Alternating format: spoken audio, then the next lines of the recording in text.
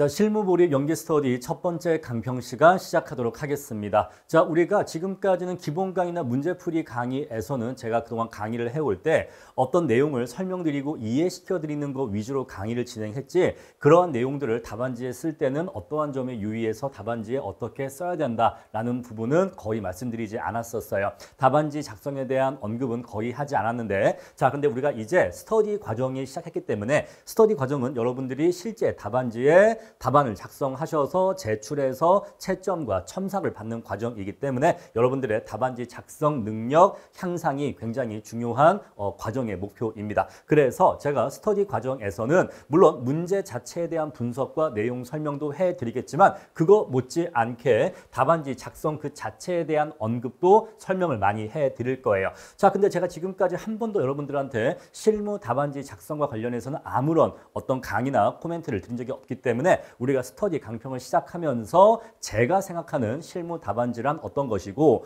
그리고 앞으로 스터디 파이터의 실무 스터디 답안지는 이렇게 구성돼서 여러분들한테 제공될 거다라는 점을 간단하게 말씀드리고자 합니다. 자, 그래서 실무 답안지 작성법이라고 목찬 잡았는데 세세한 디테일한 내용까지는 지금 다 말씀드리진 못하고 일단 지금은 전체적인 개념, 컨셉에 대해서만 말씀을 드리고 세세하게 이러한 항목은 이렇게 처리하면 좋다. 이런 것은 이렇게 처리하는 방법이 있다라는 그러한 세세한 내용들은 실제로 문제를 풀어나가면서 해당 내용이 나올 때마다 그때 설명드리도록 하겠습니다. 자, 그런데 우리가 실무 문제라고 하는 것이 무한히 많은 종류의 수가 있는 것이 아니기 때문에 여러분들 사실상 연기 스터디 과정만 지나가셔도 연기 스터디 과정 우리가 일주일에 200점씩 문제를 진행하고 그러면 10주 동안에 총 2000점 20회 분량의 문제를 풀면서 같이 공부를 하기 때문에 그 정도 분량의 문제풀이 연습을 했으면 연기가 끝났을 때는 여러분들은 이미 실무 답안지 작성에 대해서는 크게 어려움을 느끼지 않으시게 될 겁니다.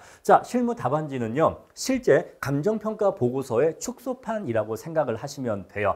자, 우리가 실무 문제를 준다라고 하는 것은요, 하나의 평가건을 주는 거예요. 우리가 법인에 가서 일을 하고 있으면요, 뒤에 와서 누가 상급자, 뭐 이사님이라든가 선배평가사가 와서 뭐 시간 돼? 라고 물어보면서 요새 뭐 바빠? 라고 물어보면서 뭘 하나 쓱 줘요. 문서를 줍니다. 뭐 이번에 이런 건이 들어왔는데 요거 좀 네가 처리할 수 있어? 이러거든요. 자, 이런 식으로 어떤 평가건이 나한테 떨어집니다. 자, 그런 식으로 시험지에 자, 이러한 토지, 이러한 건물을 평가하라고 문제가 주어지는 거죠. 자, 그러면 법인에서는 진짜 토지와 건물을 평가해서 얼마라고 내는 거고, 그러고 수수료 돈 받는 거고, 우리 실무라는 수험 실무에서는 모의 평가건이 주어지고 내가 이거를 한번 가상적으로 가격을 구해보는 거죠. 가치를 구해보는 거죠. 자, 그래서 실무 답안지는 실제 평가 보고서의 축소판이라고 생각을 하시면 될 것 같아요. 자, 그런데 우리가 2차 과목이 실무만 있는 게 아니고 이론도 있고 법규도 있습니다. 자, 근데 이론 법규하고 실무하고는 답안지의 성격이 다르죠. 왜냐하면 우리가 법인에서 우리가 평가업을 하면서 이론 답안지를 쓰거나 또는 뭐 법규 답안지를 쓰는 일은 없잖아요. 이건 오로지 시험을 위해서만 쓰는 거잖아요. 그리고 실제 이 법규에서 물어보는 지식들은 감정평가의 실제 업무하고는 거의 상관없는 얘기입니다. 한 5%는 아마 상관이 없을걸요. 그 정도로 완전히 딴 나라 얘기하고 있는 건데, 여러분 우리는 변호사가 아니에요. 우리는 변호사가 아니기 때문에 무슨 뭐 피수용자의 권리구제 그런 건 우리가 사실 알 바가 아닌 겁니다. 솔직히 그래요. 그래서 이론하고 법규는 조금 다른데 실무의 경우에는요, 제가 말씀드렸죠. 실제 감정평가 보고서의 축소판이라고. 근데 이론과 법규는 실제 법인에서 우리가 만들어지는 문서가 아니잖아요. 요거는 논문, 요거는 학자 또는 대학 교수님들이 쓰시는 논문의 축소판이라고 생각하시면 돼요. 이론과 법규는 논문의 축소판이다. 그래서 얘네의 경우에는 서로 시작해서 본론이 나오고 그런 다음에 결론으로 끝나는 겁니다. 그래서 이론과 법규는 논문의 축소판이기 때문에 그 논문의 형식을 취하는 거고, 그래서 서론이 있고 본론이 있고 결론이 있는 거예요.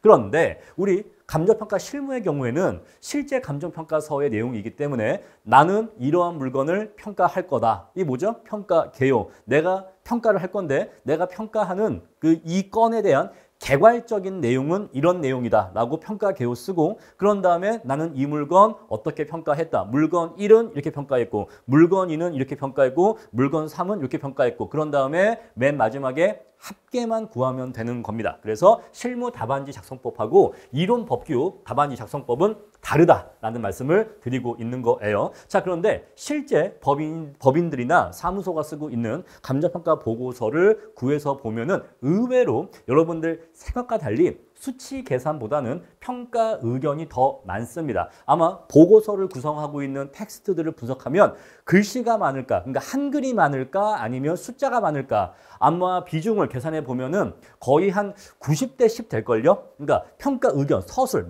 말로 하는 서술이 90%, 숫자가 10% 아마 그 정도 건 비율일 겁니다. 물론 한 건 정도 평가했을 때 그렇고 우리가 뭐 재개발, 재건축이라거나 보상평가라든가 이런 것들은 평가 대상이 수십, 수백 필지예요. 그러니까 수십, 수백 필지니까 그때는 숫자가 많아지긴 하는데 만약에 하나의 토지를 평가한다, 하나의 복합부동산 평가한다 라고 하면은 숫자보다는 텍스트로 이루어진 내용이 더 많습니다. 자, 우리 그것을 평가 의견이라고 할게요. 평가 의견은 뭐냐? 아, 나는 이러한 건에 대해서 이렇게 평가했다. 그리고 왜 이렇게 평가했다에 대한 그러한 평가 근거들을 평가 의견이라고 표현할 수가 있는데 실제 감정평가 보고서에서는 숫자보다 오히려 평가 의견이 더 많습니다. 그러면 이 말은요. 우리가 이러한 실제 평가 보고서의 축소판이 실무 답안지라면 그러면 실무 답안지에는 숫자만 오면 되는 걸까요? 그렇지 않다는 거죠. 자, 숫자는 내가 얼마를 구했다라는 걸 보여주는 거고 그런데 내가 왜 각 항목마다 이 항목엔 이게 들어갔는지 내가 왜 이 항목은 이렇게 구했는지에 대해서는 평가 의견을 적어 주셔야 돼요. 그래서 실무 답안지는 평가 의견 플러스 수치 계산 이 두 가지 항목으로 이루어져 있다고 말씀드릴 수가 있습니다. 자, 그런데 많은 수험생분들이 실무 공부를 하다 보면 수치 계산의 어려움을 많이 느끼시다 보니까 실무라는 과목을 마치 수학시험인 것처럼 오해하시는 경우가 있어요. 자, 근데 실무는 수학시험이 아닙니다. 자, 실무에 분명히 수치 계산이 들어가지만 하지만 실무는 수학시험이 아니에요. 자, 제가 수학시험이 아니다라고 표현하는 이유는 뭐냐면 여러분 수학시험은요. 그래서 결과값이 얼마냐 그 숫자를 맞추는 거가 중요한 거잖아요. 그런데 우리 실무는요. 평가 과정이 중요합니다. 평가 과정. 어떠한 결론에 어떠한 과정을 거쳐서 그러한 평가 결론에 이르게 됐는지 그 평가 결론만 물어보는 게 아니라 평가 과정까지 물어보기 때문에 우리는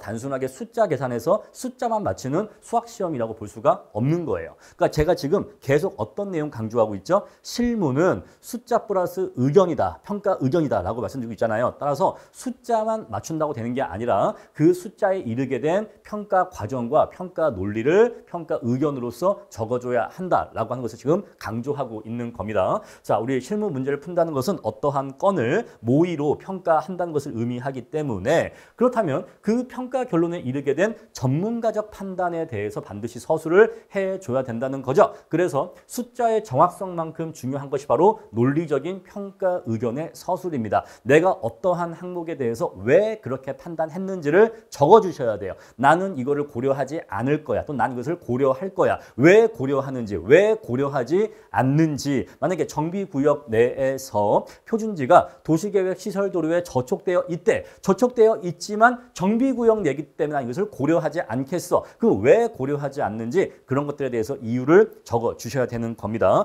자, 우리 실제 시험장에서는요. 사실 숫자까지 정확히 맞춘다는 건 솔직히 기대하기 어려운 일이에요. 자, 그렇게 시간이 부족하고 게다가 엄청난 긴장감 속에서 게다가 난생 처음 보는 문제를 정확하게 푼다? 너무너무 어려운 일이고 그리고 출제위원들도 수험생들이 너무 쉽게 푸는 건 원하지 않아요. 왜냐하면 변별력에 문제가 생기기 때문이죠. 그리고 이거는 약간 자존심이기도 해요. 여러분들도 만약에 나중에 합격하신 다음에 뭐 팀장이나 강사가 되거나 또는 합격하셔서 10년, 15년이 지나셔서 이제 출제위원급 연차가 되셔서 만약에 출제위원 들어가시면 나옵니다. 지금 이 제 강의를 듣고 있는 분들 중에도 나중에 15년 뒤에는 출제위원으로 들어가시는 분이 있어요. 그러면 이제 출제위원 들어가셔서 그래 그 옛날 롱타임 오고 인초신 강사가 그런 얘기를 했는데 내가 진짜 출제위원으로 들어와 있네 라는 때가 진짜 온다니까요. 자, 그랬을 때 자, 내가 문제를 낸다라고 하면은 내가 낸 문제가 쉽네. 내가 문제를 냈는데 푸는 사람이 딱 받아보더니 이 뭐야? 이거네. 하고 너무 쉽게 풀어버리면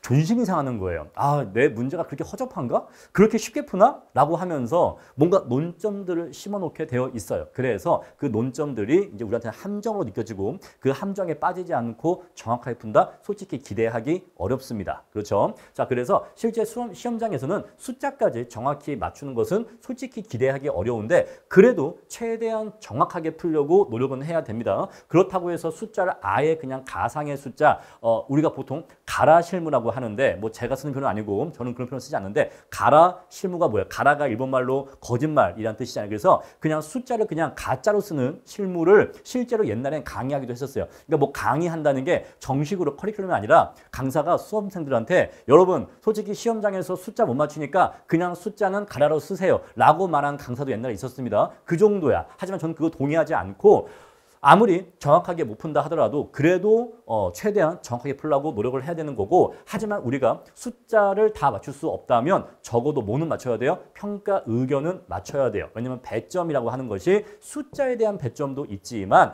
평가 의견에 대한 배점도 있는 겁니다. 자, 근데 이 평가 의견이라고 하는 것은요. 단순하게 이 의미를 좁게 해석해서 내가 여기서 저촉을 고려했다 안 했다 요것만을 의미하는 게 아니라 문제가 물어보고 있는 어떤 개념에 대한 서술도 평가 의견에 포함돼요. 자, 한 가지 예로서 우리가 16회 기출문제 시험을 보면요. 뭐 아직 16회 문제 안 보신 분도 있겠지만 한번 찾아보세요. 16회 1번 문제가 뭐냐면 최유효 이용 분석에 대한 문제였었습니다. 자, 그런데 그 당시에 16회 시험을 출제하셨던 분이 시험을 출제하시고 채점하셨던 분이 그 당시에 뭐라고 하셨냐면은 야, 16회 1번에 최유효 이용 분석을 물어봤는데 그 1000부, 2000부 답안지 중에서 최유효 이용의 개념에 대해서 서술한 답안지는 하나도 없더라. 그런 말씀을 하셨거든요. 그러니까 문제가 최유효 이용에 대해서 물어보면은 최유효 이용이라는 개념은 적어주고 문제를 풀어야 되는데 그런 개념 서술도 없이 바로 그냥 숫자 계산만 하고 있더라 이 얘기예요. 그래서 문제가 뭘 물어보면 그 물어보는 것에 만약에 그 개념이 중요한 개념이면 그 개념 정도는 적어주고 문제를 풀 필요가 있다는 겁니다. 자, 그래서 절대로 실무는 숫자로만 이루어져 있지 않다. 평가 의견도 굉장히 중요하다. 그래서 우리가 배점이라고 하는 것은 숫자에 대한 배점도 있고 평가 의견에 대한 배점도 있을 텐데 자, 물론 둘 다 맞추면 좋지만 둘 다 득점하면 좋지만 현실적으로는 요거는 한 반 정도 맞출 수 있겠죠. 최대한 노력하겠지만 반 정도 맞춘다고 치고 요거는 최대한 득점을 하자 이 얘기예요. 그래서 요거 모아서 우리는 합격을 하자 요 말씀 드리는 겁니다. 자, 지금까지 제가 말씀드린 내용 정리하면은 실무 답안지에는 배점이 숫자에 대한 배점과 평가 의견에 대한 배점이 둘 다 있기 때문에 평가 의견에 대한 배점은 반드시 득점을 해야 된다라는 말씀을 드린 겁니다. 자, 실무 답안 작성에 대한 고민은요. 어떻게 답안지를 써야 될까에 대한 고민은 인테리어에 대한 고민이 아니라고 말씀드리고 싶어요. 여러분, 인테리어라고 제가 표현한 뜻에는 어떤 뜻이 있냐면 실제로는 못 풀었는데 마치 이걸 푼 것처럼 현혹하는 방법을 인테리어라고 제가 표현을 한 거예요. 자, 답안지를 어떻게 꾸밀까에 대한 얘기가 아니에요. 실무 답안지 작성에 대한 고민은 어떻게 하면 난 사실 이거 잘 모르겠고 난 사실 이거 못 풀겠는데 또는 나 이거 못 풀었는데 또는 못 구했는데 모르겠는데 어떻게 하면 이걸 잘 꾸며서 꼭 내가 푼 것처럼 보일 수 있을까에 대한 고민이 아니라는 거예요. 자, 실무 답안지 작성에 대한 고민은 어떻게 하면 똑같은 시간 내에 또는 한정된 시간 내에 같은 내용을 쓴다면 어떻게 써야 더 효율적으로 쓸 수 있을까? 여기서 말하는 효율이라고 하는 것은요. 시간 효율을 얘기하는 거예요. 시간 효율. 우리가 시험 시간이 굉장히 부족하기 때문에 실제 시험장에서 실무를 100점을 100분 동안 다 푸는 사람은 사실상 없다고 보시면 돼요. 자, 풀었다? 그러면 아마 정확하게 안 풀었을 겁니다. 그냥 아마 날림으로 풀었을 거예요. 제가 2년차 때, 제가 두 번째 2차 시험 보던 때 100분 동안, 그러니까 18회를 얘기하는 건데 18회 때 100분 동안 100점 다 풀고 나와서 시험 굉장히 잘 본 줄 알았는데 그 해가 제 감정평가사 2차 중에 최악의 해였고 심지어 실무 꽈락이 나는 해예요. 1년 공부 더 하고도 실무 점수가 10점 이상 내려갔던 아주 그런 충격적인 해입니다. 근데 나 그때는 납득을 못했어. 왜? 난 100분 동안 100점 다 풀었는데 점수가 왜 있다고지? 라고 했는데 나중에 알게 됐어. 왜? 다 틀리게 푼 거예요. 빨리만 풀었지 틀리게 푼 거라고. 늦게 풀어도 천천히 풀어도 맞게 풀면 점수를 줍니다. 아시겠죠? 절대로 가라로 막 스피드 있게, 그러니까 스피드는 물론 빨리 풀어야 되지만 빨리 푸는 게 최고가 아니라 정확하게 푸는 게 최고인 거예요. 그게 일단 1등이야. 하지만 정확하게 푼다는 전제 하에 같은 표현을 할 때 어떻게 하면 더 시간을 세이브하면서 표현할 수 있느냐에 대한 고민은 필요한 거죠. 어쨌거나 시간은 최소한 최대한 줄여야 되니까. 아시겠죠? 자, 그래서 어떻게 하면 같은 내용을 쓸 때 어떻게 표현해야 더 짧은 시간 내에 같은 내용을 표현할 수 있을까? 그리고 같은 내용을 어떻게 하면 더 체계적으로 전달할 수 있을까? 우리가 평가건이 복잡해지면 만약에 예를 들어서 본건의 토지 가격을 수익환원법으로 구하는데 사례의 순수익이 있어요. 사례의 토지 귀속 순수익이 있어. 사례 토기순을 본건으로 비준한 다음에 본건의 토기순을 구해서 여기다가 이제 환원이율을 나눠서 본건의 토지 가격을 구한다. 제가 지금은 말로 이렇게 하니까 되게 쉬워 보이죠? 이거 구하는 거 엄청 힘듭니다. 이거 과정이 엄청나요. 왜냐하면 자, 사례 토지 귀속 순수익을 구하려면 먼저 뭘 구해야 돼요? 사례의 총수익과 총비용을 알아야 돼. 또는요, 사례 PGI나 뭐 공실률, OE 이런 것들 다 구해야 돼. 그래서 NOI 구해야 되거든요. 그 과정을 거쳐서 전체 순수익을 구해요. 전체 NOI를 구한단 말입니다. 그런 다음에 여기서 이제 사례 건물 귀속 순수익을 빼야 돼. 사례 건기순을 빼야 되는데 이걸 구하려면 또 사례 건물 가격을 또 구해야 됩니다.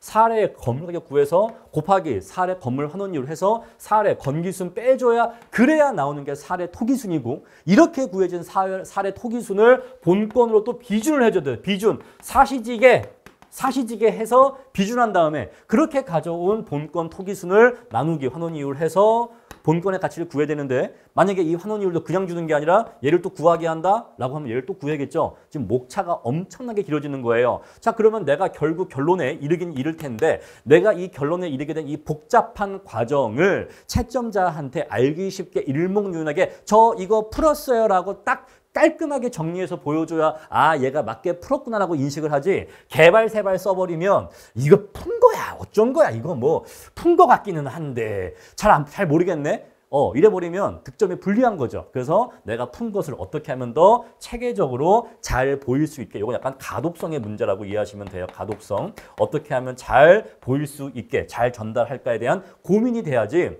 실물을 잘 모르는데 또는 못 풀었는데 어떻게 하면 푼 것처럼 속일까에 대한 고민이 아니라는 거죠. 그래서 가장 첫 번째는 뭐가 제일 중요한 거예요? 정말로 실물을 아는 거예요. 정말로 아는 게 1번이야. 정말로 알아야지.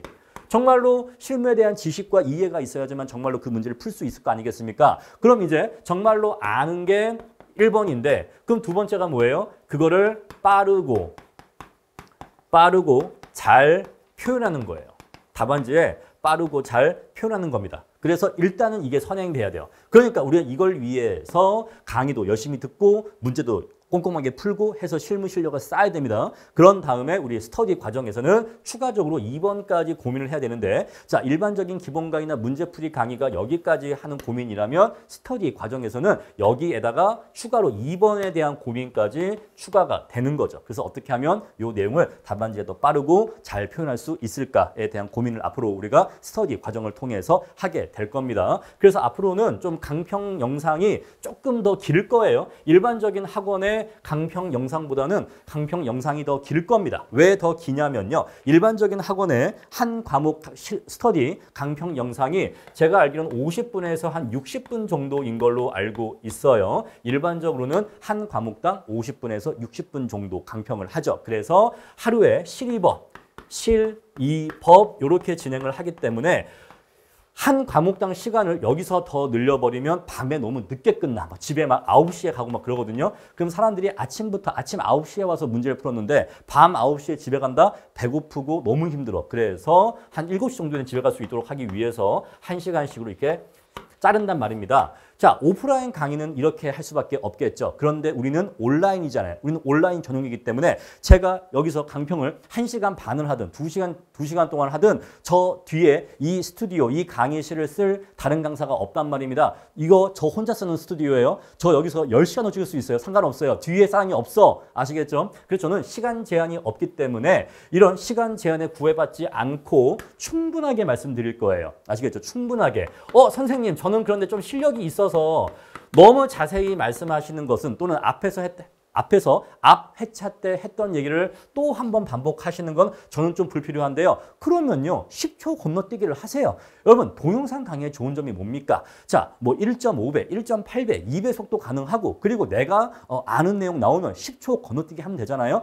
그래서 그런 것들은 본인 실력대로 상황대로 선별해서 수강하시면 되고, 저는 최대한 충실하고 자세하게 설명을 드릴 겁니다. 아시겠죠? 저는 그래서 아마 100점, 그러니까 한 회분이죠. 한 회분 100점을 강평하는데 1시간 반에서 한 2시간 정도는 생각을 해 주셔야 될 것 같아요. 아시겠죠? 하지만 이것도 물론 빨리 보기로 보면 1시간 안쪽으로 들을 수는 있을 겁니다. 그래서 최대한 자세하게 말씀을 드릴 거다라는 것이에요. 자, 그런데 그 말씀은 또 드리겠습니다. 제가 지금부터 이제 여러분들한테 답안지에 이렇게 쓰면 좋겠다라는 것을 말씀드릴 텐데, 제가 드리는 말씀이 절대적인 정답인 건 아니에요. 자, 우리 수험가에 여러 실무 강사님들이 계시고 여러 실무 수험서가 있어요. 자, 답안지 보시면 아시겠지만 사람마다, 강사마다, 학원마다 답안지 양식이나 답안지 스타일이 상이하다는 것을 아실 수 있을 겁니다. 어떤 강사는 이런 식으로 써, 어떤 강사는 이런 식으로 써라고 다 스타일이 달라요. 그래서 그 어떤 것도 절대적인 정답이라고 말할 수는 없습니다. 그래서 제가 말씀드리는 것은 그 중에 하나의 기준이에요. 하나의 기준. 저는 이렇게 쓸 거고, 제가 수험생이라면 이렇게 쓸 거고, 제 생각에는 이렇게 쓰는 게 가장 효율적인 표현이라고 생각을 합니다. 라는 것을 말씀드리는 거예요. 그런데 이거 한 가지는 약속드릴 수 있어요. 제가 드리는 그 답안지 스타일과 양식은 실제 시험장에서 쓸 수 있는 방식을 드릴 겁니다. 자, 우리가 강사의 입장에서는요, 뭐가 제일 중요하냐면 수험생들한테 실력적으로 또는 지식적으로 빈틈이 없어 보이는 게 제일 중요해. 그래서 특히 이론과 법규에서 어떤 문제점이 있냐면, 만약에 20점짜리 문제다라고 하면은 예시 답안을 주는데 강사의 예시 답안에 뭔가 이렇게 좀 특별한다거나 이건 뭐 완벽하다라는 말이 나와야 되기 때문에 문제는 20점짜리인데 여기에 대한 예시 답안은 60점 분량으로 줍니다. 그냥 몇 페이지를 줘요. 몇 페이지를 줘. 이렇게 주면요.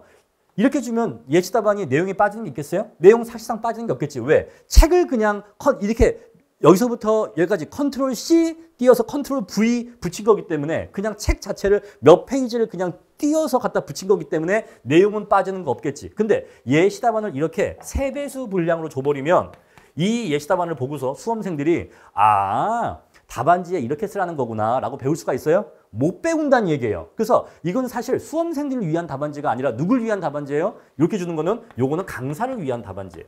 요거는 강사를 위한 답안지. 자기가 빈틈없는, 자기가 어떤 빈틈을 보이지 않으려고 또는 자기의 책임 소재를 제한하기 위해서 난 분명히 다 적어줬어. 답안지에 못 쓴 건 네 잘못이야. 라고 책임을 면피하기 위한 방법이지 절대로 수험생을 위한 방법이 아닙니다. 자, 그래서 올바른 예시 답안이라면 20점짜리 문제라면 20점짜리 분량으로 20점에 맞는 분량으로 예시 답안을 제시하는 게 맞는 거예요. 아시겠죠?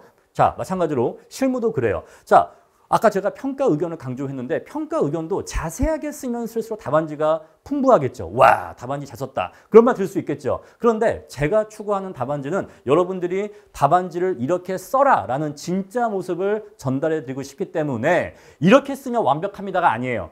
이렇게 쓰면 멋집니다. 이렇게 쓰면 풍부하고 완벽합니다. 그게 아니라 이렇게 쓰는 게 가장 깔끔합니다. 이렇게 쓰는 게 가장 무난하고 가장 빨리 쓸 수 있습니다. 라는 걸 말씀드릴 거예요. 그래서 답안지가 다소 빈약해 보일 수도 있고 뭔가 그게 특별하지 않다고 생각하실 수도 있어. 저는 근데 그런 완벽한 답안지를 추구하는 게 아니라 여러분들이 시험장에서 실제로 쓸 수 있는 수준의 그러한 제한된 시간 내에 쓸 수 있는 수준의 답안지를 제시할 것이다 라는 말씀을 드립니다. 자, 그래서 실전적인 실전의 활용 가능성이 높은 답안지 스타일에 대해서 여러분들께 말씀을 드릴 거다라는 말씀을 드리고 있는 겁니다. 자, 그래서 답안지 파일은요. 실제 답안지 양식에 맞춰서 답안지 파일이 제공이 되고요. 물론 블랭크 답안으로 답안이 나가기 때문에 우리 블랭크 답안 아시죠? 예를 들어서 이렇게 있다. 그런 다음에 여기 뭐 1.00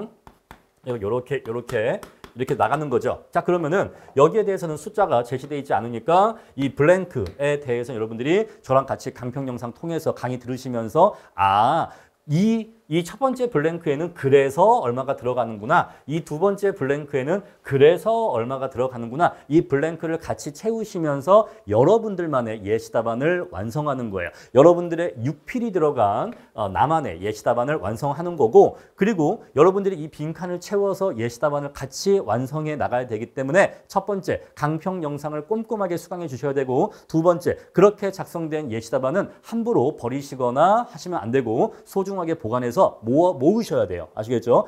잃어버리면 안 됩니다. 그러니까 모으셔서 나중에 여러분들이 다시 보실 수 있도록 예시답안을 깔끔하게 작성하시고 그런 다음에 답안지를 잘 보관해서 모아주세요. 우리 그런 다음에 한 스터디 과정이 끝나면 그 예시답안들을 이렇게 묶어서 철을 하시면은 더 보관을 용이하게 하실 수 있고 나중에 찾아보실 때도 편하실 것입니다. 자, 그래서 요거 말씀드리고요. 실제로 쓸 수 있는 분량으로 서술을 하겠다라는 것이고, 자, 구체적으로 어떤 뭐 그 밖의 요인 보정은 이렇게 처리하는 게 좋아. 뭐 시점 수정지는 이렇게 처리하는 게 좋아. 그런 구체적인 방법에 대해서는 앞으로 강평 영상을 통해서 그런 내용들이 나왔을 때마다 그때마다 설명을 드리겠다라는 말씀입니다. 자, 이렇게 해서 저희 스터디 파이터가 추구하는 실무 답안지 양식이 어떤 컨셉인지를 말씀드렸고 여기에 대한 세세한 내용들은 앞으로 강의를 진행하면서 말씀드리겠다 정도 말씀드리고 이제 우리 본격적인 1회차 문제 분석 들어가도록 하겠습니다.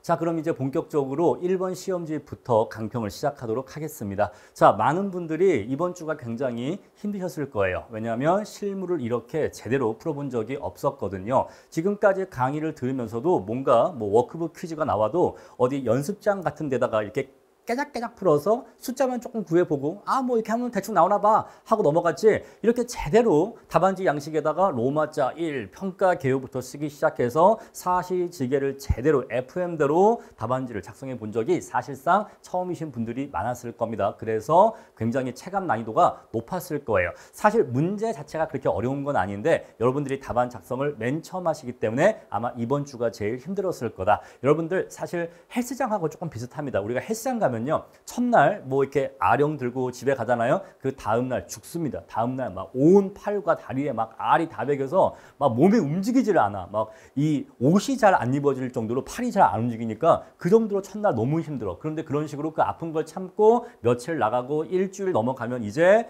몸이 풀리면서 더 이상 알이 잘 배기지 않으면서 몸이 이제 이렇게 운동에 가속도가 붙는 거예요. 자, 마찬가지입니다. 실무 문제를 푸시는 것도 답안지에 푸시는 것도 첫 번째가 너무 힘들죠. 백지에서 로마자 1 평가 개요도 어떻게 쓰는지 잘 모르겠으니까. 그런데 그 과정을 2주, 3주 거치면 조금 답안지가 이제 익숙해지기 시작하고 이런 식으로 연기 스터디 마지막 주차까지 완주하게 되면은 실무 이런 거구나. 알 것 같아. 나 앞으로 공부 이렇게 하면 합격할 수 있을 것 같아. 라는 그러한 감이 오시게 될 거예요. 일종의 자신감이 내면에 차오른다는 말씀이죠. 자, 그래서 쉽지 않겠지만 특히 또 직장인 수험생분들도 많기 때문에 일주일에 200점씩 내어드리는 이 과정이 쉽지 않다는 거 알고 있어요. 그런데 실무 몰입이라고 하려면 정말로 진지하게 우리가 7월 달에 2차 시험에서 면과락을 목표로 하기 위해서는 이 정도 문제는 풀어야 된다라고 생각을 해서 이렇게 해서 200점으로 분량을 업해서 2배로 업해서 진행을 하게 되었습니다. 자, 저도 뭐 문제 2배로 내면 더 힘들죠. 하지만 그렇게 해야지만 진짜 여러분들이 실무에 몰입해서 공부할 수 있다는 생각에 이 몰입이라는 단어가 부끄럽지 않기 위해서 200점으로 분량을 높여서 진행을 합니다. 최대한 열심히 따라와 주시고 사람 마음이 그런 게 있어요. 이번 주는 내가 좀 뭐 집안에 일이 있으니까 이번 주는 내가 좀 뭐 다른 일이 있어서 좀 힘드니까 이번 주는 그냥 뭐 건너가자 또는 뭐 이번 주는 뭐 100점만 풀자. 그런 마음이 드실 수 있고 또 실제로도 뭐 기혼자이시거나 직장이신 경우에는 그러한 사정이 생길 수 있다는 걸 저도 알고 있어요. 하지만 최대한 그런 예외를 허락하지 않는 마음을 최대한 본인이 강하게 드시는 게 중요하다라는 당부 말씀 드리겠습니다. 한번 예외를 허용하기 시작하면 점점 더 그 예외가 쉬워지기 때문에 높아심에 드리는 말씀입니다. 자, 문제 들어가도록 할게요. 자, 우리가 연기 스터디 자체가 원래 좀 기초적인 또는 기본적인 문제를 푸는 과정이기도 하고 그리고 이게 1번 문제다 보니까 이 문제가 실제 시험 문제 수준이 아니고 그것보다 좀 더 쉽게 단순하게 여러분들한테 기본 강의 때 공부했던 내용을 잘 공부를 하셨는지 확인하는 용도의 문제를 냈습니다. 자, 그래서 문제 자체의 난이도는 하다. 한데 여러분들 처음 보시니까 좀 어려울 수는 있지만 우리가 하 난이도부터 시작해서 차근차근 한번 풀어나가 보자라는 말씀을 드리도록 할게요. 자, 그럼 이제 시작할게요. 자, 문제만 보시면요. 앞으로 저는 이제 실무 스터디 강평을 할 때는 좀 편안하게 강의하겠습니다. 미리 양해 말씀 구할게요. 자, 이건 뭐 정규 FM 강의는 아니라고 생각하기 때문에 조금 편안하게 말씀도 좀 편하게 드릴 거고 좀 약간 스터디 강의에 임하는 저의 자세는 뭐냐면 제가 기본 강의나 문제풀이 강의 같은 것들을 진행할 때는 강사로서 여러분들한테 강의를 진행한다라고 생각하지만은 스터디 과정을 진행할 때는 여러분들의 선배 수험생이라고 생각을 하겠습니다. 여러분들보다 먼저 이 수험 생활을 했고 조금 더 여러분들보다 이 내용을 잘 알고 있는 사람이기 때문에 저의 어떤 그 선배 수험생으로서 또는 먼저 합격한 사람으로서 저의 노하우를 전수해 주겠다. 우리 그런 거 있거든요. 개별 스터디 꾸리면은 그 중에 4년차 형이나 누나가 있어요. 또는 뭐 5년차, 6년차 형이나 누나가 이렇게 개별 스터디 멤버로 있는 경우가 있는데 그럴 때는 그 4년차나 뭐 5년차 이러한 단연차들이 개별 스터디 이제 갓 시작한 2년차 수험생들한테 좀 알려주기도 하고 그런 경우가 있는데 그런 존재라고 생각을 해주시면 좋을 것 같아요. 그래서 조금 편안하게 저도 강의를 진행하도록 하겠습니다. 그러면서 저도 조금 더 실전적인 말씀을 드릴 거예요. 아시겠죠? 자, 감정평가사 이 씨는요. 박땡땡 씨로부터 이러한 토지에 대한 평가를 의뢰받았대요. 특별한 얘기가 없죠. 그럼 넘어가세요. 자, 물음 1번. 감정평가 규칙에 정하고 있는 비교 표준지 선정 기준을 물어보고 있고 표준지 조사평가 기준에서 얘기하고 있는 표준지 공시지가의 평가 기준에 대해서 서술하고 있는데 여러분들 문제를 읽으실 때는요. 본인의 뺨을 세게 때리시면서 정확하게 읽으셔야 돼. 지금 우리가 뭘 물어봤냐면 감정평가 규칙에 나와 있는 비교 표준지의 선정 기준을 물어봤다 이 얘기예요. 그러면 어떤 내용 적어야 되는 거예요? 감칙에 나와 있는 내용을 적어야 되는 거예요. 실무 기준이나 뭐 토보침 이런 데 나와 있는 게 아니라 감칙에서 뭐라고 얘기하고 있니?를 적어야 되는 겁니다. 왜? 문제가 물어봤잖아요. 감칙에서 규정하고 있는 비표 선정 기준을 물어봤으니까 감칙에 적혀있는 내용을 적어주셔야 되는 겁니다. 너무나 당연한 이야기지만 까먹어요. 다음에 두 번째, 표준지 조사평가 기준도 마찬가지예요. 표조기에서 요거 그냥 줄여서 표조기라고 하는데 표조기에서 평가 기준을 어떻게 서술하고 있니를 물어보고 있는 겁니다. 요 내용은 이 시험에 출제 가능성이 있어서 물어본 게 아니라 공시지가 기준법을 맨 처음 시작하시는 여러분들의 입장에서는 요 내용 한번 정리하고 가실 필요가 있다. 여러분들 공부시켜 드리려고 요 물음에 답을 하시는 과정에서 관련 규정 찾아보시면서 법전 찾아보시면서 내용 요약해서 쓰시면서 공부하시라고 넣어놓은 물음입니다. 여러분들 스터디 과정은 오픈 테스트입니다. 스터디 과정은 오픈 테스트이기 때문에 여러분들이 문제 푸시다가 이거 뭐지? 하면은 법전도 찾아보시고 여러분들 공부하시는 학습서, 어떤 수험서 있죠? 그런 것 열어서 해당 내용 찾아보셔서 이거 이런 내용이었구나 하고 오픈북으로 푸시면 돼요. 아시겠죠? 자, 우리 아직 시험장 아닙니다. 비오픈북은 시험장에서만 잘하면 되는 거고 우리가 처음에 공부할 때는 오픈북으로 공부를 할 필요가 있는 거예요. 오픈북을 해서라도 답안지를 채워 나가는 게 중요합니다. 오픈북을 안 하고 엉뚱한 얘기로 막 적어봤자 그거 팔만 아프고 시간만 가는 거예요. 그래서 처음에는 오픈북으로 공부하셔라 말씀드리고 다음에 두 번째, 대상 물건에 대한 토지에 대한 평가액을 구하시라고 물어봤고 감칙에서 정하고 있는 주된 방식을 적용하여 결정하며 합리성 검토는 생략한대요. 자, 감칙에 정하고 있는 토지의 주된 평가 방식이 뭐죠? 공시지가 기준법이잖아요. 그러니까 공시지가 기준법만 쓰면 되고 기타 방식은 쓸 필요가 없다. 그리고 기타 방식을 할 필요가 없고 합리성 검토도 할 필요 없다라는 얘기입니다. 굉장히 문제를 공시지가 기준법 한 개로만 단순하게 준 거예요. 첫 번째 문제니까 아주 단순하게 아주 딱 단정하게 공시지가 기준법 하나만 이렇게 물어본 겁니다. 자, 밑에 보니까 여러분들 실무는요. 문제 한 문제를 이루고 있는 자료의 양이 많아요. 지금 물론 이 문제는 문제 자체가 작은 사이즈의 문제이지만 정말로 자료가 많은 문제는 문제 하나가 막 10페이지도 됩니다. 자료가. 그래서 어떻게 하면 빠르게 이 한 문제를 이루고 있는 전체 자료의 구성을 빠르게 훑을 수 있는가 이게 중요한 거예요. 그래서 처음에는요. 자료를 보실 때 하나하나 읽는 게 아니라 자료 1이 뭔지, 자료 2가 뭔지, 자료 3이 뭔지, 자료 4가 뭔지 그 자료들이 뭔지만 일단 빨리 보셔야 돼. 그래서 이런 것들이 제시되어 있구나. 이러한 구조이구나 라고 하는 것을 개략적으로 빨리 일단 파악을 하셔야 됩니다. 그 전체 구조에 대한 파악이 대략이라도 있어야지만 세부적인 내용을 보실 때 그것에 유념해서 보시거든요. 오케이. 자, 그래서 보시면요. 자료 1번 나와 있는데 기본적 사항이야. 빠르게 쭉 스캔 뜨니까 본건 토지가 어떠한 토지인지가 나와 있고 뭐 날짜들이 나와 있어. 그럼 이 중에 기준 시점 나와 있겠죠. 넘어가 보시고요. 자료 2번 보니까 표준지 공시지가 나와 있는데 몇 개 나와 있어요? 표준지가 10개 나와 있어. 이건 뭘 의미할까요? 이 문제는 뭐가 논점이다? 비교 표준지를 올바르게 선정하는 게 이 문제의 논점이구나라는 것을 딱 아시면 돼.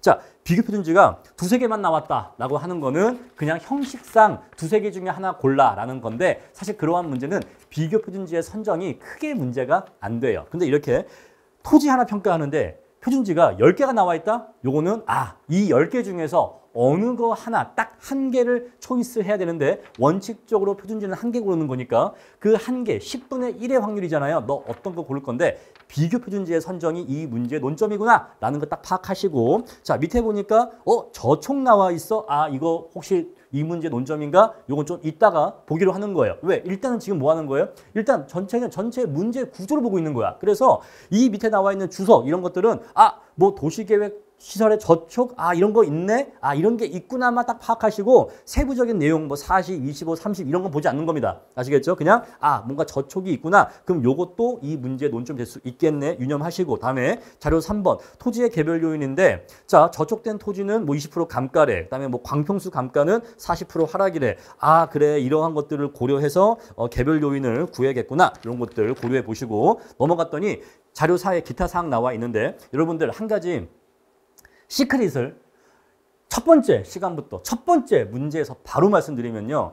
실무 문제를 푸는 그 문제의 힌트는 어디에 있냐면 이 가장 마지막에 있는 자료에 있어요. 이 기타 사항이라고 하는 이 가장 마지막 맨 뒤에 오는 이 자료에 그 문제를 풀 수 있는 힌트가 오는 경우가 많아요. 그래서 이 가장 마지막에 위치한 이러한 자료를 유심히 보셔야 됩니다. 자, 지금 물론 이 문제의 경우에는 단순한 문제이기 때문에 이 기타 사항이 그렇게 뭔가 대단한 큰 시크릿이 숨어 있는 건 아니에요. 하지만 진짜 시험 문제에서는 이 마지막 자료에 그 문제가 물어보고 싶은 정말 핵심 논점이 뭔지 또는 이 문제를 풀 수 있는 단서가 뭔지를 이 맨 끝에 자료에 추가 서술로서 넣어놓는 경우가 많습니다. 그걸 미리 말씀드릴게요. 자, 봤더니 1번 본건의 용도지역은 계획관리지역이며 그 밖에 가격에 영향을 미치는 공법상 제한사항은 없대요. 그러니까 용도지역이 계획관리라는 것만 신경 쓰고 그 외에 공법상 제한은 신경 쓸 필요가 없다는 얘기고요.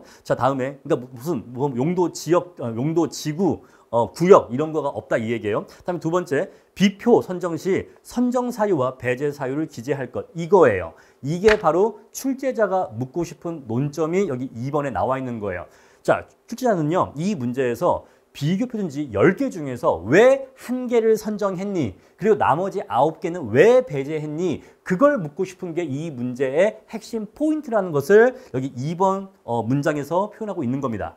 이렇게 눈치채셔야 돼. 이 문제는 요 선정 사유와 배제 사유를 잘 쓰는 게 핵심 포인트겠구나. 자, 그 밖에 요인 부동치는 1.5라고 줬기 때문에 전혀 논점이 아니라는 거예요. 자, 최근 2년간 지가 변동률은 보합세래요. 자, 물론 실제 시험에서는요. 지가 변동을 보합세로 주는 경우는 잘 없어요. 건축비라든가 임대료의 경우에는 보합세로 주는 경우가 있는데 왜? 계산량이 너무 많아지기 때문에 이런 것들은 그냥 보합세로 주는 경우가 있는데 지가의 변동은 보합세로 주는 경우는 잘 없어요. 근데 이 문제는 왜 보합세냐? 시점 수정치에 대해서는 묻고 싶지 않아서 그래요. 아시겠죠? 지금 우리가 공부를 시키는 단계적으로 공부를 시키는 과정이기 때문에 여기서는 비교 표준지의 선정까지만 물어보고 싶고 시점 수정치까지는 물어보고 싶지 않은 거예요. 그래서 문제를 이렇게 단순하게 준 겁니다. 자, 이렇게 해서 우리가 일단 전체 문제를 봤고요. 그런 다음에 이제 세부적인 내용을 들어가도록 합시다. 자, 본건 토지 봤더니 자, 계획관리 지역이고 면적은 9천이고 상업용 건부지이고 그러니까 위에 상가가 서 있다 이 얘기죠. 자, 형상지세 도로교통 나와 있고 주유환경 나와 있는데 자, 이렇게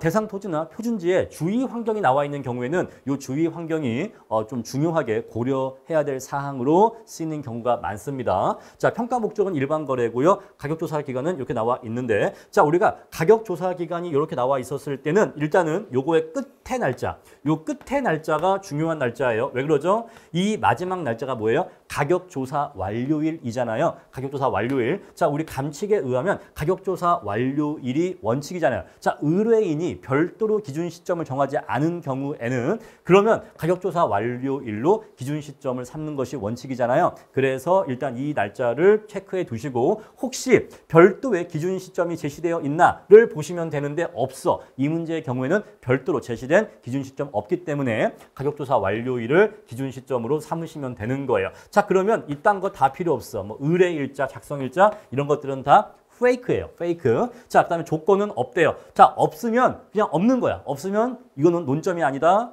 라고 그냥 무시하시면 돼. 자, 시장가치 구하면 된다. 아마 대부분의 문제가 시장가치 구하는 거라고 줄 것이기 때문에 저건 너무 고려할 필요가 없어요. 그러니까 시장가치가 아닐 때만 여러분들이 특별히 신경 쓰셔야지 시장가치가 시장가치라고 주어지는 것은 너무나 당연한 얘기니까 특별히 고려할 건 없다라는 것입니다. 자, 표준지 10개 나와 있으니까 이 중에서 뭘 고를 거니 우리 같이 골라볼 거고요. 자, 위에 이런 것들이 있대요. 우리 이런 것도 고려해서 같이 고를 겁니다. 그런 다음에 개별 요인 이런 거 고려하래요. 자, 그런데 우리가 비교 표준지나 거래 사례를 선정할 때 문제 본문에서 면적에 대한 언급이 나올 때가 있어요. 면적에 대한 언급. 그때는 면적 요인을 비표 선정이나 거래 사례 선정 시에 고려하라는 얘기예요. 면적이라는 요인을 좀 생각을 하면서 면적까지 고려하면서 면적도 유사한 걸 골라라는 뜻이거든요. 그래서 지금 이 문제의 경우에는 면적이 15,000을 초과하는 경우에는 광평수, 감가가 발생한다고 했고 토지 가치가 하락한다고 했잖아요. 그러니까 본건이 얼마예요? 본건이 9,000이잖아요. 그죠? 본건이 9,000이니까 본건은 15,000을 안 넘어요. 안 넘으니까 가급적이면 본건의 비교 표준지나 거래 사례를 고를 때 15,000, 면적이 15,000을 넘지 않는 걸 선정해야겠구나라는 생각을 하실 필요가 있는 겁니다. 자, 일단 우선적으로는 15,000을 넘지 않는 걸 고르는 게 우선적이에요. 왜 그런 거예요? 선생님, 여기 이렇게 40% 하락한다고 나왔으니까 이거 보전 가능하잖아요. 맞아요. 보전 가능한데 여러분 사정이 아예 개입되어 있지 않은 거래 사례가 있고 사정이 개입됐는데 보정할 수 있는 사례가 있어 라고 한다면 그 안에서 우선순위는 일단 원칙은 사정 보정을 할 필요가 없는 정상 거래 사례가 더 우선순위에 오는 거예요. 아시겠죠? 왜냐하면 이렇게 보정할 수 있다고 해도 이 보정 과정에서 오차나 오류가 발생할 수 있기 때문에 기왕이면 같은 면적, 같은 그룹, 이 같은 그룹 내에 속하는 사례나 표준지를 고르는 것이 더 우선적이다. 근데 혹시 없다라고 한다면 어쩔 수 없이 15,000을 넘는 걸 고르는 거고 그때는 보정을 해줘야겠죠. 하지만 일단 머릿속으로는 우선적으로는 15,000을 넘지 않는 걸 일단 한번 찾아봐야겠다라는 생각을 하셔야 되는 겁니다. 자, 기타 사항은 아까 이미 살펴봤고요. 자, 이렇게 해서 이 문제는 굉장히 단순한 문제로 첫 번째 구성을 했습니다. 자, 우리 일단 물음 1번 가시면요. 비교 표준지 선정 기준에 대해서 감칙이 뭐라고 서술하고 있냐면 감칙 내용 한번 확인해 보시면요. 자, 원칙은 이렇게 서술하고 있어요. 인근 지역에 있는 표준지 중에서 대상 토지와 용도 지역 이용 상황, 주변 환경이 같거나 비슷한 표준지를 선정하는 것을 원칙으로 한다라고 감칙이 정하고 있고 다만 예외가 있는데 자, 인근 지역에 적절한 표준지 없었을 때는 동일 수도권 안에 유사 지역에 있는 표준지 선정할 수 있다라고 서술하고 있어서 요건 여러분들이 이번 기회에 한번 적어 보시면서 공부를 하시면 되는 겁니다. 감칙에서는 이렇게 얘기하고 있구나. 좋습니다. 넘어가고요. 다음에 두 번째, 표조기에서 표준지 공시지가 평가 기준을 어떻게 서술하고 있는지. 자, 사실은 우리가 실무 기본 강의에서 표준지 평가에 대해서 제대로 된 강의를 나가지 않았기 때문에 사실 요 물음이 조금 진도를 앞서가는 게 아닌가라는 생각이 들었지만 어쨌거나 첫 번째 이 시험은 오픈 테스트이고 또 두 번째 우리가 공시지가 기준법을 이제 공부하기 때문에 그 공시지가가 어떻게 산정된 것인지 그 기준 정도는 알 필요가 있다라고 생각을 했고 그리고 세 번째 제가 기본 강의에서도 공시지가가 어떻게 평가된 것인지는 가볍게 강의를 한 내용이 있어요. 전혀 언급하지 않은 내용은 아닙니다. 그래서 요 물음을 추가해서 요것까지 물어봤다. 자, 표준지 공시지가는 첫 번째 적정 가격으로 구하게 되어 있다는 거 요건 아실 거고, 자, 실제 용도 기준 평가입니다. 자, 일시적 이용 상황 고려하지 않고 실제 용도 기준에서 평가한다라는 것이고, 다음에 나지 상정이죠. 자, 나지 상정은 건물 그 밖에 정착물, 그리고 사건 설정, 이 두 가지가 모두 없는 게 나지예요. 모두 없는 게 나지입니다. 지상에 건축물도 없고 그리고 사건 설정도 없는 게 나지예요. 자, 예를 들어서 어떤 토지가 있는데 이 토지 위에 이게 A씨 토지예요. 근데 B씨가 이 A씨 토지에다가 지상권을 설정했어. 지상권. 자, B씨가 지상권을 설정했다. 자, 그러면 이 토지 가서 보면은 위에 건물이 있어요, 없어요? 아무것도 없어. 그냥 맨 토지만 보이거든요. 그러면 이 토지 나지예요? 나지가 아니라는 거죠. 왜 나지가 아닌 거죠? 사실은 눈에 보이지 않는 사건이 설정되어 있잖아요. 지상권이라고 하는 사건이 설정되어 있기 때문에 이건 나지가 아닌 겁니다. 이건 나지가 아니에요. 아시겠죠? 나지가 되려면 건물, 그 밖에 정착물도 없어야 되고 토지 위에 뭐가 서 있는 게 없어야 되고 그리고 사건 설정도 되어 있으면 안 돼요. 이 둘 다 없는 것이 나지입니다. 자, 그래서 이 둘 다 없는 걸 전제로 표준지, 공시지가를 평가한다 이 얘기예요. 자, 뭔 소리냐? 자, 이 A씨 토지가 표준지로 선정되었다라고 한다면은 이 A씨 토지의 가치를 구할 때 공시지가로 평가를 할 때 근데 이 A 토지는 지상에 B씨가 지상권을 설정했네. 이러한 내용을 고려해서 구한다 안 구한다? 평가하지 않는다 이 얘기예요. B씨가 A 토지 위에 지상권을 설정했다 하는 것은 전혀 고려하지 않고 그냥 A씨 토지가 나지다. 나지라고 보고서 나지를 상정해서 평가한다 이 얘기예요. 아시겠죠? 실제로는 사건이 설정되어 있는 토지라고 해도 그러한 사건이 없다라고 치고 평가한다 이 얘기예요. 실제로는 그 위에 건물이 서 있다 하더라도 그러한 건물이 없다라고 치고 평가한다 이 얘기예요. 바로 그게 뭐야? 나지 상정이다라는 것이에요. 아시겠죠? 자, 그래서 지상에 건물이 있거나 또는 사건 설정이 있더라도 없는 것으로 보고 평가한다 이 얘기예요. 다음에 공법상 제한 상태의 기준 평가인데, 자, 받고 있는 공법상 제한 상태 그대로 그 내용 그대로 반영해서 평가한다 요 얘기입니다. 자, 개발이익 반영 평가. 자, 어떤 그 표준지에 공시 기준을 현재 현실화 구체화된 개발이익이 있다면 이것 역시 다 반영해서 평가한다라는 것이에요. 다음에 자, 1단지 평가입니다. 1단지가 뭔지는 이미 말씀드렸으니까 알고 계실 겁니다. 자, 2필지 이상의 토지를 마치 하나의 토지인 것처럼 간주해서 평가하는 것을 1단지 기준 평가라고 하죠. 다음에 자, 세 가지 거사비, 원가법, 수익환원법 적용해서 표준지 공시지가 구하게 되어 있습니다. 자, 이렇게 해서 물음 1번은 해결을 했어요. 자, 약술 문제니까 앞으로도 스터디 문제 진행할 때 약술 문제는 크게 비중을 두지 않겠습니다. 자, 그럼 이제 우리가 평가에 구할 건데, 자, 그럼 이제 우리가 비표를 한번 구해보죠. 비표를 구하려면요, 여기로 가야 될 겁니다. 자, 보시면요, 본건의 용도적인 뭐죠? 계획관리입니다. 여러분, 비교 표준지를 고르실 때는 제일 먼저 뭘 봐야 돼요? 용도지역. 자, 첫 번째가 뭐라고요? 용도지역을 일단 커트를 해주셔야 돼. 용도지역이 일단 제일 중요해. 무조건. 아시겠죠? 무조건 용도지역이 제일 중요한 거예요. 따라서 본건이 계획관리니까 계획관리가 아닌 건 다 가차없이 날려버리시면 돼. 아시겠죠? 용도지역은 절대 중요해. 따라서 요거 안 돼. 꺼져. 안 돼. 이렇게 해서 2번, 3번, 5번, 7번, 10번은 용도지역 상위로 탈락이에요. 일단 얘는 1차전 탈락입니다. 예선 탈락이야. 이것들은 고려할 필요가 없어. 그 다음에 두 번째가 뭐예요? 이용 상황이에요. 두 번째가 이용 상황 보시면 됩니다. 일단 여기까지는 모든 문제 기본이에요. 모든 문제. 그 어떠한 문제라고 해도 비표를 고르실 때는 용도지역 먼저 보시고 그다음에 두 번째 이용 상황 보는 건 공통이에요. 자, 이용 상황 보시면요. 본건 상업 건부지잖아요. 그러니까 상업용 와야 됩니다. 요건 괜찮아. 오케이, 괜찮고 주상용 안 돼. 차이점이 있고요. 상업용과 주상 다르죠? 상업은 말 그대로 상업이고 주상은 주거 플러스 상업이니까 다르죠. 다음에 자, 공업나지 안 돼.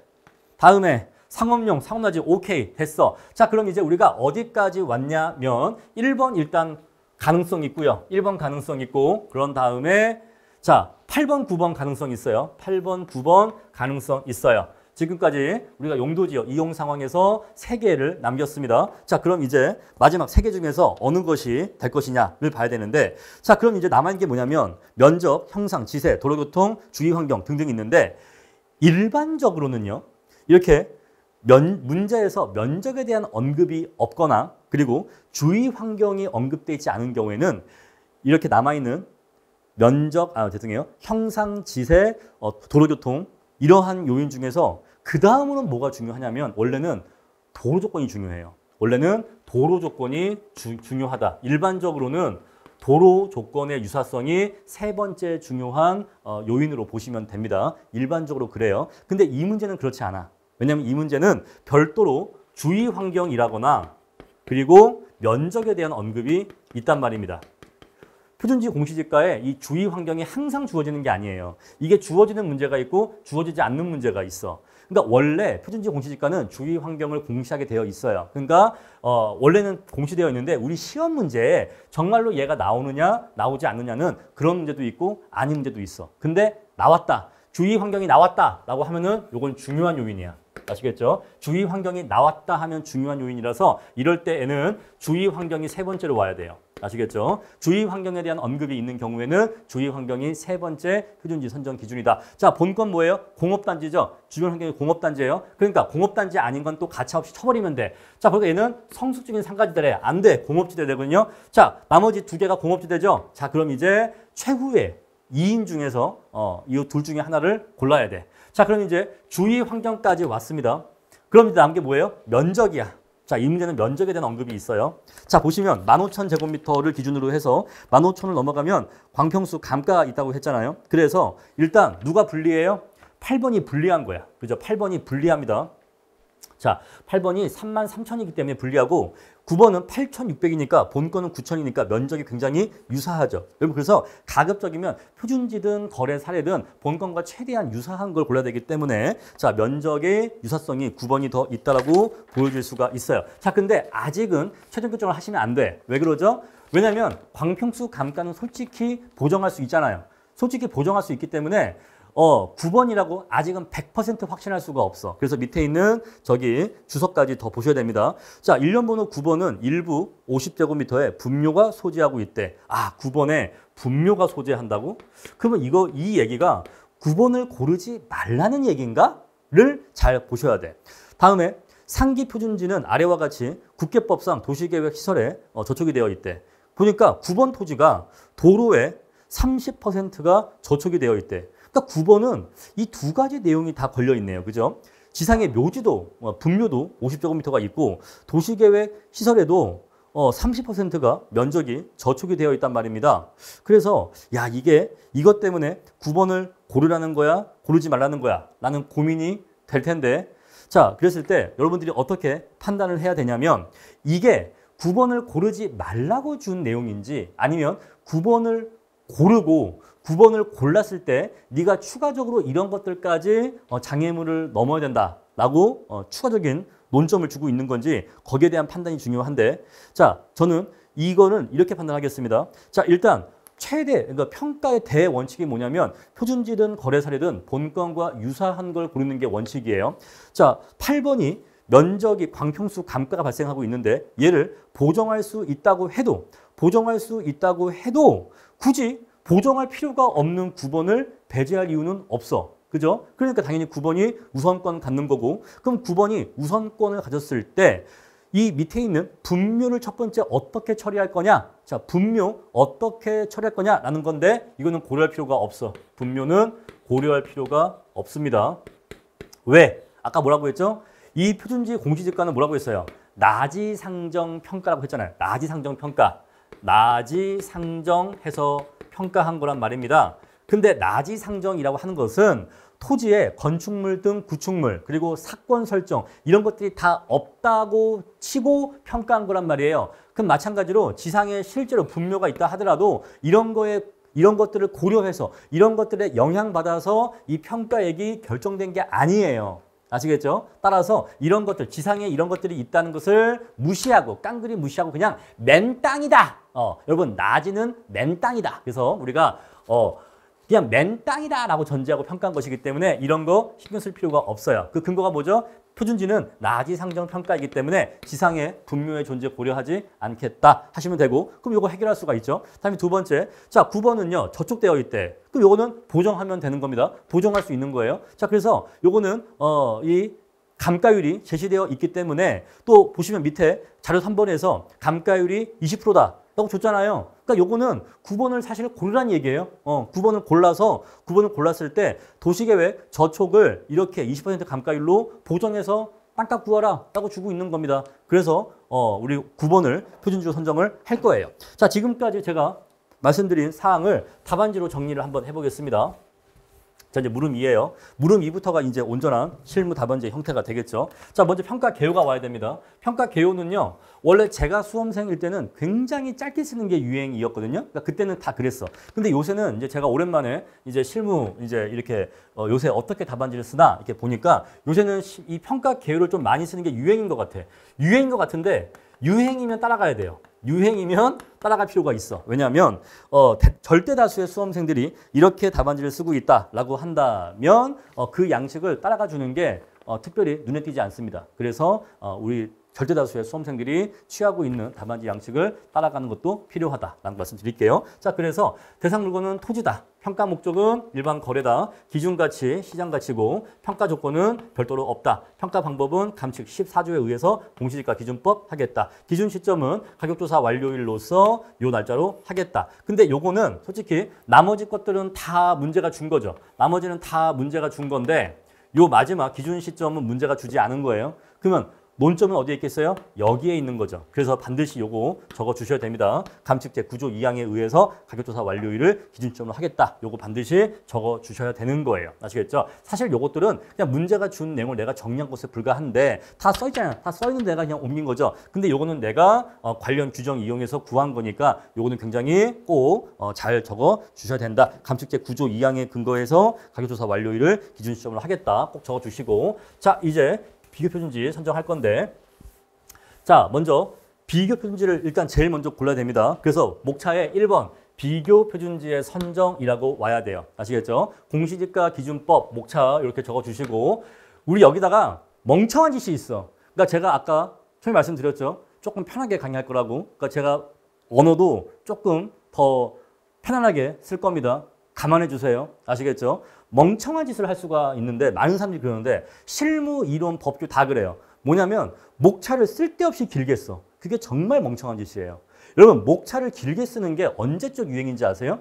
제가 수험생일 때 제가 2차 시험을 17회, 18회, 19회 3번 봤는데 아마 뭐 제 기억에는 원래 답안지가 가로형 답안지였다가 세로형 답안지로 바뀐 게 아마 18회 때부터 바뀐 것 같아요. 정확하지 않은데 18회인지 19회인지 이때부터 세로형으로 바뀌었어요. 그러니까 저는 가로형으로 시험 보다가 세로형으로 바뀐 바뀐 세대인데 이 가로형일 때는요. 답안지가 이게 아니라 답안지가 이랬어요. 답안지가 이러니까 목차를 짧게 쓰면 너무 여기가 많이 비는 거야. 여기가 너무 많이 비니까 답안지가 너무 비어 보인다고 해서 특히 법규 쪽에서 그랬었는데 목차를 길게 늘려 쓰는 게 유행이었어요.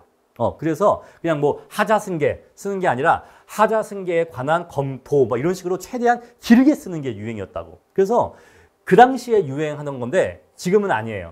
지금은 세로형이기 때문에 짧게 써도 별로 많이 비지를 않아요. 얘는 짧게 쓰면 여기가 많이 비는데 얘는 짧게 써도 상관없어. 별로 안 비어 보여. 그리고 목차 자체, 목차의 표현 자체는 길게 쓴다고 해서 점수 더 주지 않아요. 배점은 여기 안에 알맹이에 있는 거지. 알맹이에 있는 거지. 이 껍데기, 목차명은 껍데기예요, 여러분. 목차명에는 배점이 없단 말입니다. 그러니까 목차명을 공시지가 기준법이라고 쓰든 공시지가 기준법에 의한 토지가액 산정 이렇게 길게 쓰든 점수는 차이가 없는 건데 후자같이 길게 쓰면 시간이 더 걸리기 때문에 그래서 제가 그거를 멍청한 짓거리라고 제가 표현하는 거예요. 아시겠죠? 우리 목차는 최대한 짧게 씁시다. 아시겠죠? 목차는 최대한 짧게 쓰는 거예요. 그래서 공시지가 기준법 썼으면 충분한 거지 여기다가 공시지가 기준법에 의한 토지가액 또는 토지가액 산정 이렇게 절대로 길게 쓰지 마세요. 자, 그 다음에 이제 비교 표준지의 선정. 여러분, 근데 그렇다고 해서 여기다가 비표의 선정 이렇게 약어를 쓰시면 안 돼요. 아시겠죠? 어쨌거나 제가 했잖아요. 평가 보고서의 축소판이라고 했잖아요. 평가 보고서에서 비표의 선정 이렇게 약어 쓰지 않아요. 그러니까 얘는 비교 표준지의 선정 이렇게 해 주시는 게 맞고요. 비교 표준지의 선택 아니에요. 그러니까 우리가 용어가 정해져 있어. 요거 선택이라 쓰시면 안 돼요. 선택 아닙니다. 선정이야, 선정. 아시겠죠? 자, 그럼 여기 뭐가 와야겠어요? 용도 지역에 대한 얘기와 이용 상황에 대한 언급, 그리고 주위 환경에 대한 언급이 와야 됩니다. 자, 인근 계획관리 지역, 용도 지역 왔고, 상업 낮이로서 공업단지 내 표준지인 요거 주위 환경이죠. 9번을 고르겠다. 자, 표준지는 나지 상정 평가이기 때문에 표준지 9번에 지상의 분묘가 소재하는 사정은 표준지 가액과정에 고려되지 않았다라고 썼죠. 그 말은 곧 나는 신경 쓰지 않겠다 이 얘기예요. 고려하지 않겠다 그 말입니다. 다음에 배제 사유를 적어주셔야 되는데 원래 배제 사유는 여기다 이렇게 한 다음에 그냥 배제 사유라고 해서 2번 표준지는 왜 배제했다, 3번 표준지는 왜 배제했다 이렇게 적어주시면 되는데 이거 같은 경우에는 많잖아요. 많기 때문에 줄을 띄어서 구분해서 이렇게 적어준 겁니다. 아시겠죠? 많기 때문에. 그래서 꼭 이렇게 쓰지 않고 이렇게 줄줄줄 써도 이렇게 썼냐? 이렇게 썼냐? 그거에 따라서 이러한 인테리어에 따라서 점수 차이는 없어요. 없습니다. 없는데 이거는 나도 헷갈려. 그죠? 왜? 9개나 써야 되기 때문에 나도 헷갈리기 때문에 이렇게 줄글로 쓰지 않고 이렇게 유사한 이웃끼리 묶어서 이렇게 정리를 해준 거다 정도로 보시면 돼요. 자, 이 똑같은 내용을 줄글로 쓰든 이렇게 쓰든 점수 차이는 없는 거예요. 왜? 내용은 똑같으니까. 자, 그래서 첫 번째 주위 환경 상위 1번은 주위 환경 상위였고, 자, 먼저 용도 지역부터 해주는 게 편해. 용도 지역부터. 용도 지역 5개. 누구죠? 2, 3, 5, 7, 10. 얘네들은 용도 지역 상위. 4하고 6번은 두 번째죠. 이용 상황 상위. 그런 다음에 1번은 주위 환경 상위. 그리고 8번은 면적 차이 고려해서 배제했다. 면적의 유사성 떨어지니까 배제했다. 어쨌거나 평가의 대원칙은 뭐라고요? 비교 표준지든 거래 사례든 본건과 최대한 유사한 걸 기준으로 해서 평가하는 게 대원칙이기 때문에 보정할 수 있다고 해도 유사한 게 있는데 굳이 덜 유사한 걸 골라서 보정할 필요는 없는 거예요. 아시겠죠? 자, 다음에 이제 시점 수정치 구할 건데 문제가 보합세라고 했으니까 특별히 할 거 없고, 자, 시점 수정치는 소수 5째 자리까지 적어주시면 됩니다. 선생님 만약에 제가 구했는데 1.03이 나왔어요. 그러면 1.03 쓰면 되나요? 아니요. 자릿수가 5자리라고 정해져 있으니까 이 뒤에 0을 채워 넣으셔서 5자리로 만들어 주세요. 아시겠죠? 지역 요인 3자리, 개별 요인 3자리, 그 밖에 요인 보정은 2자리예요. 아시겠죠? 요건 정해져 있는 거야. 정해져 있는 거니까 뒤에 숫자가 부족하면 0을 넣어서라도 개수, 자릿수를 맞춰 주셔야 됩니다. 아시겠죠? 자, 그래서 시점 수정치는 소수점 5자리, 지역 요인, 개별 요인은 소수점 3자리, 그 밖에 요인 보정은 2자리인데, 자, 우리 이런 경우에는요, 그 자릿수 끝에 그 다음번 자리 있죠. 소수 6번째, 4번째, 4번째. 이 자리, 이 숫자 값을 반올림 하시면 돼요. 반올림.